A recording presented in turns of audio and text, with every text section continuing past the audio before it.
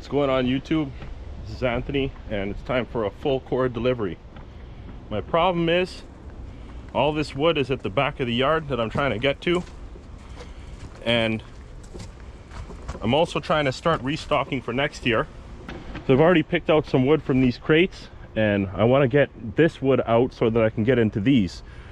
My customer wants 18-inch for a face cord delivery on another date, and I'm going to peel all these down and then I'm going to pull out all this 16-inch, and then I guess maybe do these crates as well and pull all that out and sell a full cord. Actually, I'm going to have to do another crate as well.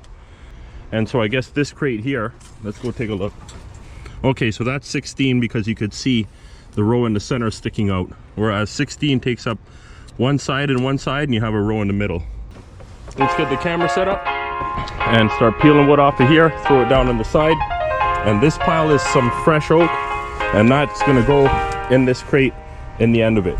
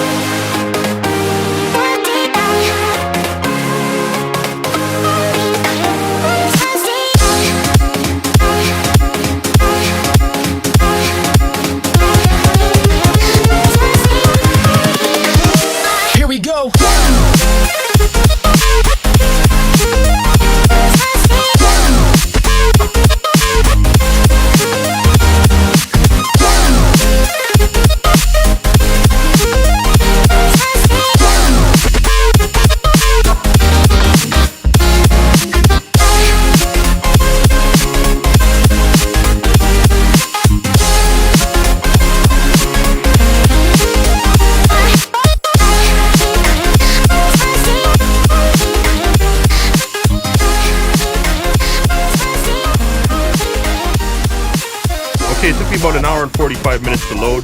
Bit of a task, but that's just giving me more motivation to get this pile of wood in front cleared up so I can get the truck as far back as possible. Okay, good morning. It's a Thanksgiving Sunday in Canada. A nice, beautiful morning, nice and warm. Our Thanksgiving is a little earlier than the one in the US because we have somewhat of a colder climate, so our harvest is earlier. So I'm just here at the customers. It's a return customer. We got some guys cleaning up some honey locust foliage, and I'm gonna pull into the laneway here. I gotta go in the back by the hydro field, and seeing that it's Thanksgiving, last time I was here there was a bunch of turkeys in the field, so maybe we'll see some and maybe we could bag some for dinner tonight. Well, I'm just kidding anyway, but here I am. Let's see what we see back here.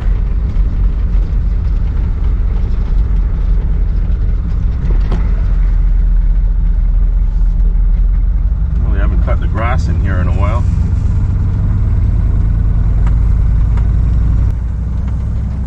Reached your destination.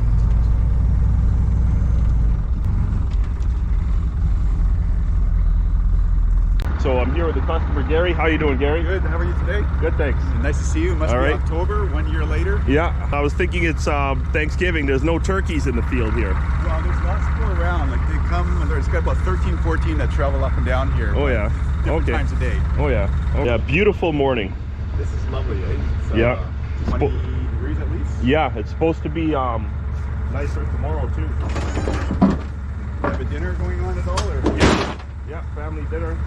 later today? And, Or? yeah, later today. Oh, very nice. And then tomorrow I go and do a nature walk tree ID, random tree ID that's video great. up in Muskoka. Oh, I look forward to seeing that. Yeah. Actually. Yeah, so it'll be Love to see fun. that. Lots of nice fall colors. Hello, Lookout in Huntsville. Yeah.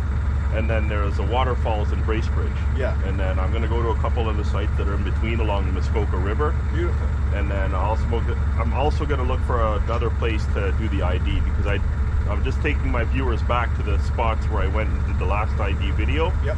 And just show them the colors, but I'm going to pick a new spot to do the tree IDs. I look forward to seeing that because I'm really interested when I see trees. Like I know what an oak looks like. I know what the bark of an oak looks like. I know what the bark of a birch looks like, but that's about it. I don't know too much else. Right? Yeah, it takes a lot of learning to learn the trees. It took me about 3 years to learn.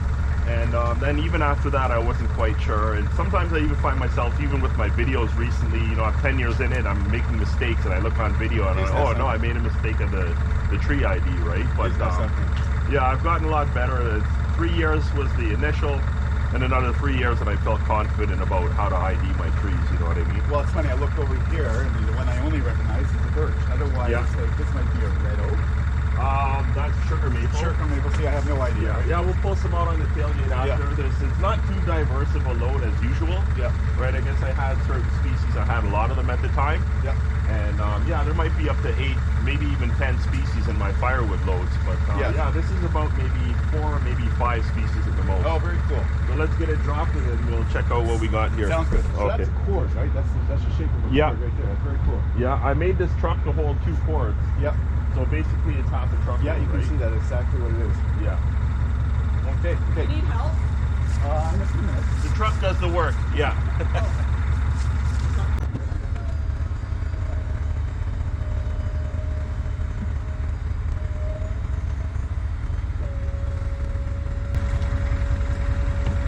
Timber!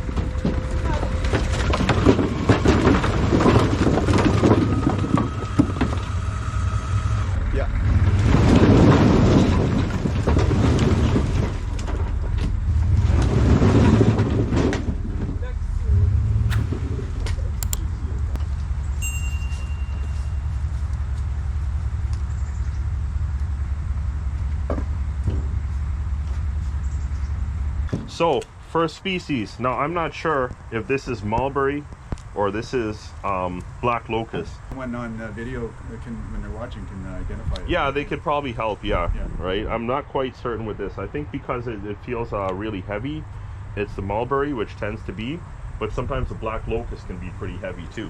So they have that reddish look.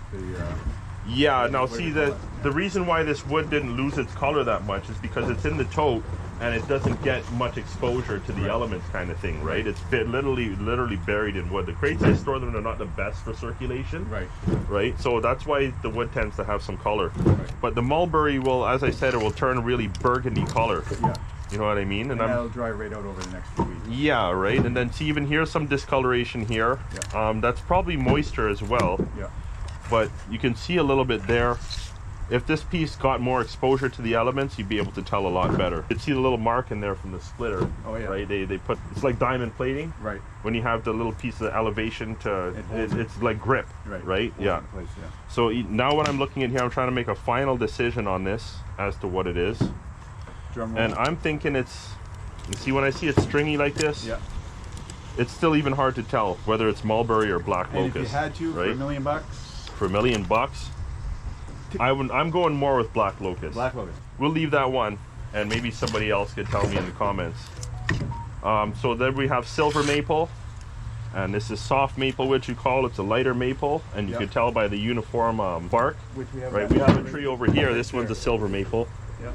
I can't zoom in with this GoPro. They don't zoom in camera, but you can see. Let me go up close for a bit. Oh yeah, it looks pretty well the same. Yeah, and you could see the symmetrical bark. It looks like a bunch of strips that you can pull off, a bunch of tabs, and then also the leaves. You can tell a silver maple leaf because in between the 3 lobes, the 2 spaces between the lobes is very close towards the base of the leaf. Let's get back to our next one. So this one, how do they burn? Either way, mulberry or black locust is going to burn really well. Mulberry is a fruit wood. Right. So that's going to burn hot, and black locust is known for being one of the best. At least in Ontario, it's probably about the 3rd best type of wood. Right. Here's red oak. This one was either from a limb or from a smaller tree, I'm not sure, but you can see the bark hasn't really thickened up and formed its nice ridges. So young tree or a limb, like you said? Yeah, it could be from a limb, I'm not sure. I couldn't tell you where exactly this came from. Maybe if somebody's really good at knowing their wood, then they'd be able to tell limb wood from trunk wood, but I doubt that anyway, right? Red oak, it has the red color, and if you actually got underneath the bark, if the bark broke off, you'd be able to see all over the bark on the inside, and then on the outside of this, the sapwood, you'd actually, it looks like somebody took a razor blade and went tick, tick, tick, tick, tick, tick, tick, all the way down, right? And that's distinctly how you tell red oak. The rays, you can't really see on this, but you'll see the light colored rays. That's how you tell oak, any type of oak, I kind of see it there, right? Yeah, right? Like you could see there's the most defined one is down there. Yeah, very interesting. And yeah, I'll put for the camera, yeah, you can actually see them better on this side here. Oh yeah, look at that. Yeah, it's like peach colored rays. Yeah. Look at that. Right? Okay. Yeah, not to be confused with cracks. This wood didn't really crack. Right, like the wood tends to do, but that's how the wood dries in those IBC tools. That is what again? This is red oak. Red oak. Okay. Yeah. Now this I thought was bur oak, but this is red oak again. So now we'll actually see the razor blade marking pattern that I was talking about. And I'll see if I can peel off some of this bark, and then we'll see it on the other side.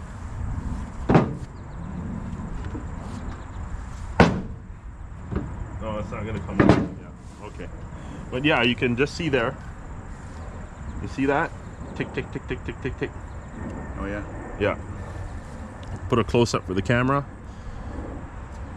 Actually, and then, when you see oak furniture, you see that look on the. That's right, and oak flooring too, oak right? Flooring, that's right. Yeah. Yeah. So I thought this was bur oak before, but no, it's actually red oak. So now we have American elm. Well, first I'll start with the bark piece. That's how you can tell the American elm from the get-go. It's got like these X patterns, kind of, not to be confused with black locust, but this bark doesn't grow that thick.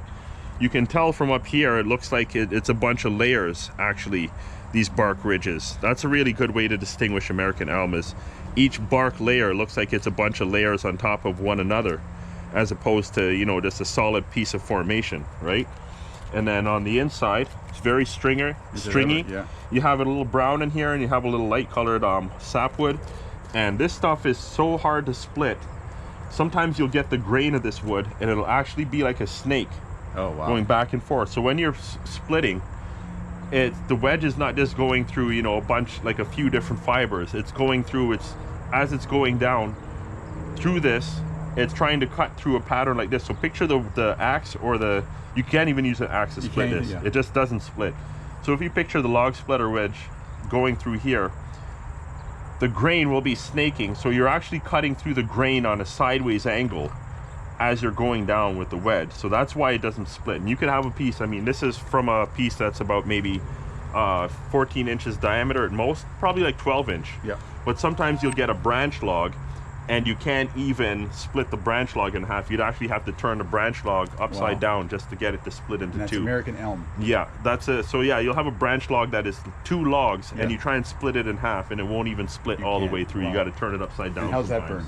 that burn? Yeah, this stuff is pretty good. Actually, I burned some of this myself one time, and I really like the smell. Like, if you're gonna say their signature firewood smell, that's what the elm is. Okay, I've never really kept it for myself because it's good hardwood. I've heard people say it's really good. You know, I know the BTUs is like up there, but it's not, you know, way up there. It's not the top echelon of wood BTUs. Right. But yeah, the smell of this stuff, that's like real firewood, right? If you could say, what does firewood smell like? I would say elm. Yes. So here's white oak, and it's got the silver bark. And this is the red oak here? Yeah, that's the red oak. Or sorry, this one is. Yeah, so you can see distinctly the difference in color. Oh yeah. And you'll see it looks like these little patches. And this is which one? Of silver, white oak. White oak. Now you can tell white oak because it'll have that distinct dark color, and sometimes it'll be brown on the inside, right? And then you'll see on this side here, it hasn't really browned up because this side was inside the crate. Right. This side was exposed to the outside, so that's why there's the discoloration, right? So this side was exposed to the elements. This side was sheltered by the rest of the other wood. Yeah, the white oak, it's actually got the brown heartwood inside, as opposed to the red heartwood inside the red oak. Okay, I got a couple examples of sugar maple here.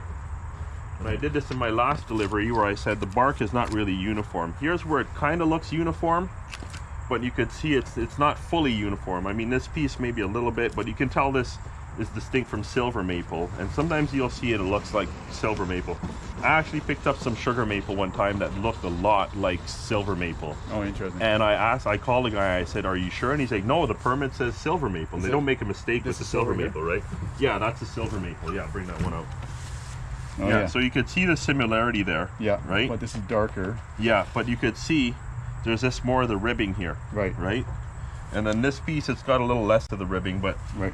When you go out of town, you know, the country farmhouses and stuff like that, the whole along the side of the road on their property is all sugar maples. Right. Then up their driveway will be sugar maples too. Right. And those things look like really craggy, and you'll see these ribs, they'll grow really thick on the tree. Sorry for my ignorance, same trees you get the maple syrup from? Yeah, that's right, that's right. And they use those mostly because they have the most sugar. Right. But those trees, they will look really craggy when they grow, and they tend to grow and the limbs come out from the center. Yes. And then they have a few more at the top, and they just have this really like ancient looking type of look, some of these sugar maples. Right. And then one thing that gives those trees away too is, well, in the fall they all turn red, bright red or orange, right? And then some of them are rotten, so you'll just see them, you know, a whole side of the tree is falling off and it's a big rotten section. Yes. They tend to rot a lot. They also call it rock maple too, because they like to grow in rocky areas. Oh, interesting. So we're back here, and Lisa, that's good, because I want to do stuff there. Just do that one load, yeah. Well, I'll tell you what. Okay, now see, this is black locust, right? And I'm going to compare this to the other one we had here. This is what locust? See, that's okay, now see, this is this is the one this is the honey locust. Sure, yeah. Now we're trying to use this piece to compare. I know this is black locust because this is what it looks like when you have this section here, right? Right. There's this been one a you split in the sure, wood, right? and it's this is the one I wasn't sure was. But this one, because it's had a crack in it, it's got a little bit of element exposure. Yeah. So that's why it's a little darker inside. But I could just tell by this pattern itself, I could tell this is black locust. Right. So if we just kind of looked at this in every way and examined it all over, right? Turn up this side because I think this side is gray. No. Okay. Yeah. See, this piece was stuck in the middle, so it didn't lose its color really, right? Like I was saying before. But see, even this one is going kind of purplish too, like just barely. Right, even this one, there's a little patch on it too. So that's why I would say with the mulberry, if it was that, right? But this piece, I would say more this is black locust. I'm more sure of this than this one here. Right.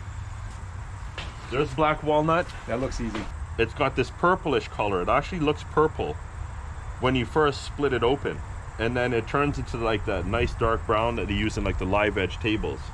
So this changes color as well, very distinctly, and you can see that bark. Thank you very much. You could see that bark, signature black locust. It's got like its X patterns, and I can't describe it much more. It almost looks like ash, but a different color, right? It's the same kind of ribbing. Very distinguished bark. Yeah, that's right. And here's ash, and first thing you can tell is the fact that it's all rotten and it's losing some of its volume. Yeah, so the ash, this one is an old tree, you can tell, because the bark is bugs and stuff there. Yeah, well, the bugs is what kills the trees. Right. That's the thing with these things. That's why they've been coming down like crazy in the city. And you can tell because it's little D-shaped holes. See that? Looks like a D. Interesting. That's the emerald ash borer. That's how you can tell these bugs, because they make a little D-shaped hole into the wood. And then what they'll do is they'll carve underneath the bark, and you can't really. Actually, you can see here. There's a line here. There's one there, but what you'll usually see is it's brown underneath, and then you'll see a lighter color of all the swirling that they do. It's like pathways that they do. This one is probably a smaller bug up here, but you will see this literally like a nice tan brown, and you'll just see it looks like spaghetti going through, right? It's almost like a white color, the lines that they carve out of the wood. You can tell because the heartwood, you could see a light color, but then you see bands of dark colors as it goes along. And then finally, let me guess. This is Birch. the easy one. White birch. Yeah. Paper birch. Yeah, not the hardest wood. And I always try not to put too much of this in people's batch because it burns quickly. Very fast. But people like Good it starter. because of the good smell. Good starter too. That's right. Yeah. Going back to the elm, which was this one here. I forgot to mention that bugs kill these, and I forgot to show this piece, but look at the pattern on this wood.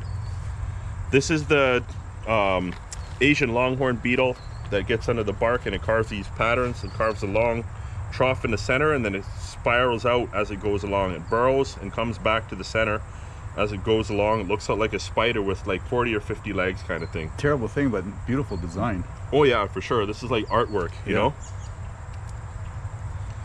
And very stringy. Look at that. See, you can't even pull this off. Very stringy, and that helps to light the fire too. Well, I certainly appreciate the explanation, and I'm going to have to look at this 15 times in order to get it. And it'd be interesting to see the comments about what was the one that you were trying to... The black locust, locust, versus the mulberry. Yeah, I'm stumped, man. Like I said, I think the one piece that we started after was the black locust, and then the other piece I'm still undecided, but I think I am still leaning towards it being black locust though. So to knowing your firewood. Cheers. Cheers.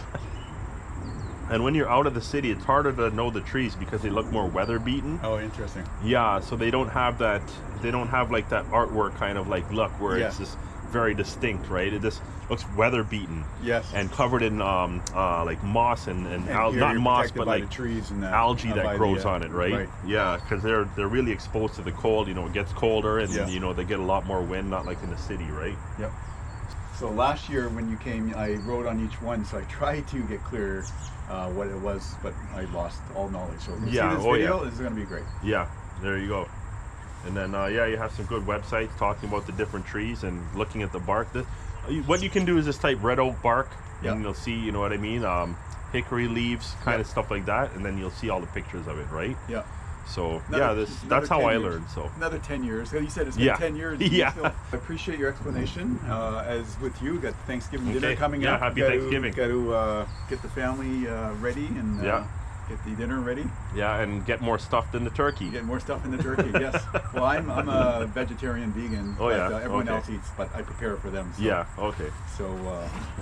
Yeah, we're getting ready, and it's going to be fun. It's going to be good. Yeah, enjoy. Yeah. Yeah, I really had a nice time chatting with you guys, too. Yeah, we'll send some information back and forth. And, I'll send you my email, and then we'll go from there. Yeah, we'll text you first, and we'll figure that out from there. Okay. Anyways, guys, thanks for watching. Like, subscribe, share, comment, and all that good stuff.